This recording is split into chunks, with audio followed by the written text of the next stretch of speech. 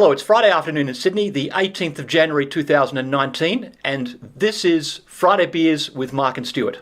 I'm Stuart Roberts. I'm Marc Ennis. And we're the founders of Pitt Street Research, Australia's leading provider of issuer-sponsored equity research, focused on small and mid-cap companies traded on the Australian Stock Exchange. Marc, it's been an interesting week. Brexit is not going to happen. Well, it still might happen. Right. It might be a hard Brexit, but Right. my guess is they'll push it out by, I don't know, by 6 months, Okay. the deadline. Okay. But yeah, it's certainly very interesting. All right. So should I be buying or selling on this news? I mean, it's fair to say that the world is... Depends on what you're buying and selling.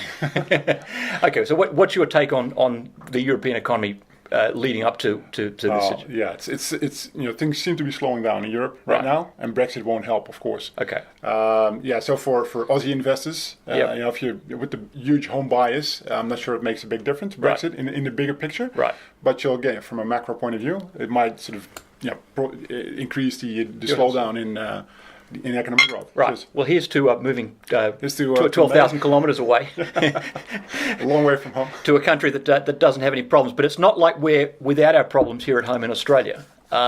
Saxo Bank, Danish bank, put out a report late last year where they were offering up 10 outrageous predictions for 2019. I saw that, yeah. Yeah, and one of them was quantitative easing / TARP for Australia once the housing market melts down. What's your take on that?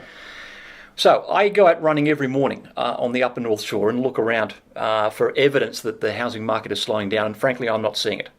The worst possibly that could happen is maybe 5% down from the top.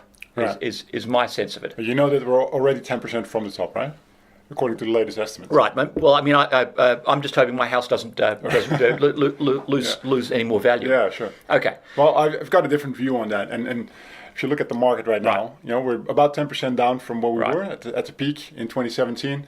I've seen how deterioration in housing prices can work. I've seen it in Europe during the time as the GFC, and it doesn't take huge unemployment. Okay, it doesn't take a catastrophe. Sense that. What was it like back in the Netherlands in 2008? Oh, it was like peeling off a Band-Aid really slowly. Right. So you saw year-on-year declines in housing prices.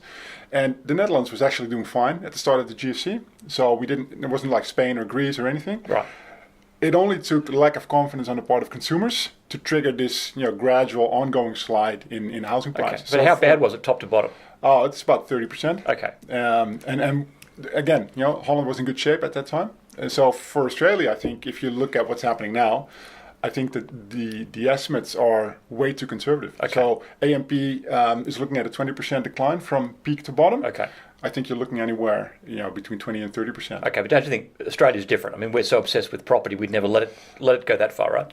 Well, like I said, it only takes lack of confidence on the part of consumers to stop spending at all. You're seeing it already in retail spending right now. Okay. So, Australians love to say they're different, but at the heart of the economics, if you look at debt levels, for instance, it's actually worse than a lot of. In that sense, it's different. It's worse than what we've seen in some other developed countries. Back in 2008. So I wouldn't hold my breath. That this decline in housing prices will stop at 15%. I'm a bit more worried about that. What do you make of this one? A brothel owes $7 million in unpaid GST. Right.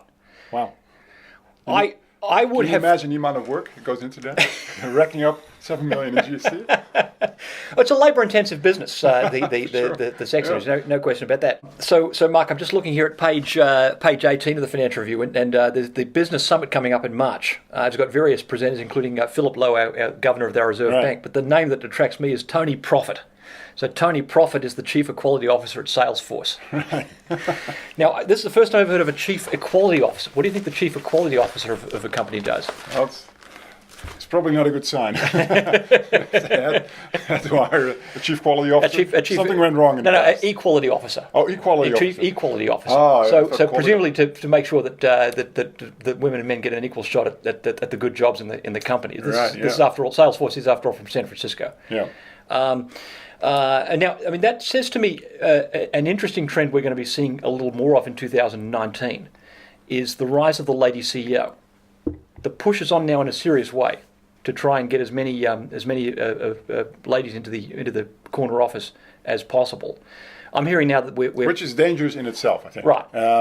not because women shouldn't be CEO, Right. but because if they're equal in terms of quality, equal candidates, Right. similar candidates, if one gets promoted over the other just because she's it's a different gender, Right. I think it might be tricky because the problem is you'll get candidates that might not be as good as other candidates, but Right. still get the job. Not just CEOs, but in general. Right. So positive discrimination. It's not always good, I think. But Yeah, that's just me. I'm inclined to agree as well. It's interesting. My favourite feminist, Margaret Thatcher. What would she have said to the presence of people like Tony Profit as the chief equality officer? All right, so Stuart, what are we drinking here? Okay, this is an interesting one. Local brewer, Stockade Brewing Company down at Smeaton Grange. One of their specialties is Hop Splice XPA. Now, Smeaton Grange does session ales. What's a session ale? Low alcohol beer so that you don't get hammered. This one's 4.4. And this is very easy drinking. They've spliced it up. The splice bit is there's a bit of grapefruit in there. There's some interesting hops. Ella, Vic Secret, Centennial, but it's very easy drinking for the sort of weather we're enjoying outside, 40 degrees in the shade. This is it's a great time to be enjoying a good beer like this. Right. Well, that's all we have time for today. So thanks for listening. Good luck, investors, and here's to a good 2019. Cheers.